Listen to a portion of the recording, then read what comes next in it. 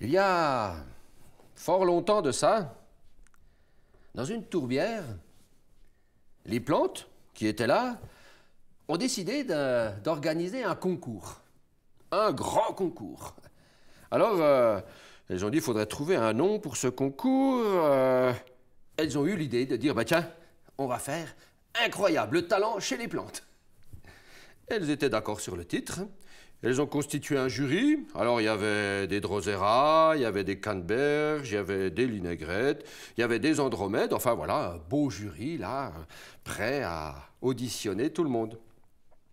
Mais bon, il fallait trouver aussi un règlement. Alors, on a essayé de chercher, et puis tout compte fait, on a dit, bah, c'est simple, hein. On se mettra comme ça, là, nous les plantes, là, et puis devant nous, ben, il y a d'autres plantes qui viendront, se mettre sur scène, et puis elles se présenteront, elles montreront leur talent, ce qu'elles savent faire, et puis nous, on jugera tout ça. Voilà, le règlement étant fait, eh bien, les plantes de la tourbière, ces dames, parce qu'elles s'étaient appelées ces dames, eh bien, ont envoyé les petites mouches noires, ont envoyé les moustiques, enfin, toutes les petites bestioles qui volent par là, faire un petit peu de propagande, faire un petit peu de publicité pour cet incroyable talent chez les plantes. Au bout de quelques temps, eh bien, elles avaient déjà trouvé 6 candidats. Alors on a décidé de faire une première séance pour ce concours. La date est arrivée, et puis bah, les plantes du jury se sont installées, et sur scène, eh bien, s'est présenté le premier candidat. Et ce candidat, eh bien, c'était une petite orchidée. Une toute petite orchidée qui venait, pas du tout de la tourbière, hein, qui venait d'une pelouse sèche. Et cette petite orchidée, c'était l'Ophrys mouche. Et elle, son talent, eh bien, c'était le déguisement. Parce que, voilà, elle savait imiter parfaitement les mouches, et grâce à ça, eh bien, elle pouvait être pollinisée sans problème. Ce talent a bien plu aux Drosera. Je ne sais pas pourquoi, mais bon. Elle est passée. Le deuxième candidat était quelqu'un qu'on a senti venir de loin. On a senti une drôle d'odeur. C'était l'arôme, le gouet. Ça avait une odeur un peu de rance. Ça avait une odeur même de viande un peu putréfiée, là. Oh, oh. Les membres du jury ont commencé à rouspéter, là, à se dire, mais qu'est-ce que c'est que ça? Qu'est-ce que nous ont trouvé les insectes, là?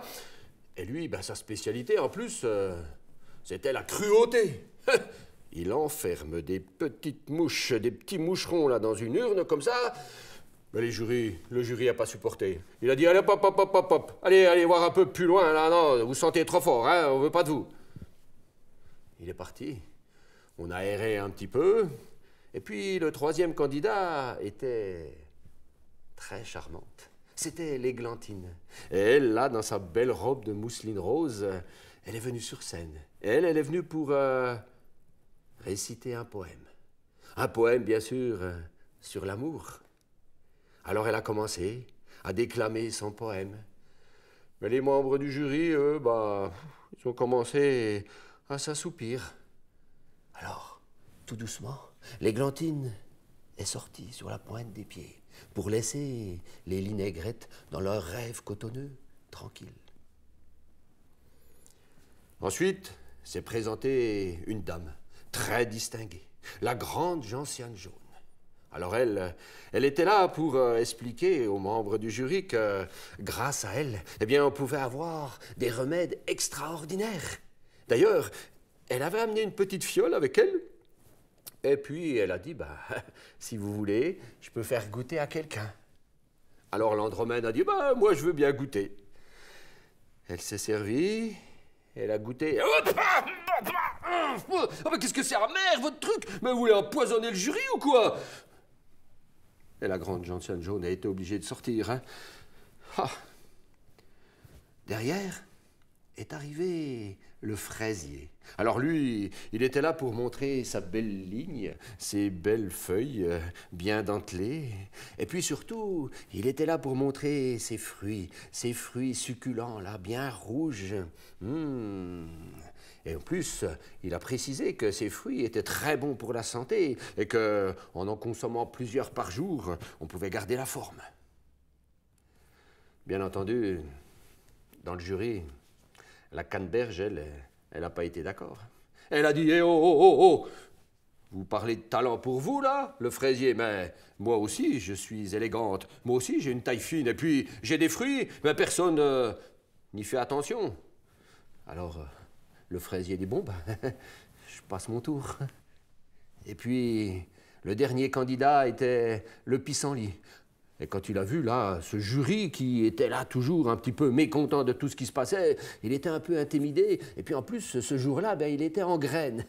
Alors, il s'est présenté sur scène, comme ça, et puis, un peu intimidé, il a voulu sortir quelques mots, mais il a éternué. Et toutes ces graines se sont envolées. Alors, il s'est retrouvé tout nu. Et les membres du jury ont dit, eh oh, attentat à la pudeur, là, qu'est-ce que ça a filé vite, là? Et voilà. Tous les candidats étaient passés, et les membres du jury ont regardé les insectes qui étaient par là en leur disant « Mais vous nous avez trouvé quand même des drôles de candidats, là, hein? Vous auriez pas pu trouver peut-être, je sais pas, des gens qui viennent aussi un peu de par ici, là, de la Tourbière ?» Alors, les insectes ont commencé à se défendre, à dire « Mais attendez, vous nous avez dit d'aller un petit peu partout, vous vouliez que votre concours soit international, alors on est allé un petit peu en dehors de la Tourbière, hein? Faut pas être sectaire comme ça, hein? » Mais voilà, ça a commencé à chauffer, là, entre les insectes et les plantes, entre les insectes et les plantes. Et puis pour finir, les linagrettes ont essayé de calmer le jeu, on dit, bon, on va en rester là. Mais les drosera, elles ont commencé à regarder les insectes, puis elles leur ont dit, attendez, vous verrez peut-être qu'un jour, eh bien, on changera de régime. Alors, les linagrettes ont dit, non, non, allez, on va en rester là, on va partir chacun de notre côté, et puis peut-être qu'un jour, tout le monde se réconciliera. Hein, d'accord? Eh ben non, parce que les drosera, elles ont tenu leurs promesses. Elles ont changé de régime et elles se sont intéressées aux insectes. Et depuis ce jour, eh bien, elles se sont mis à engluer les insectes, à les sucer, à vraiment prendre toute leur substance intérieure et à se nourrir comme ça. Et depuis ce jour-là, eh bien, les drosera sont devenus carnivores.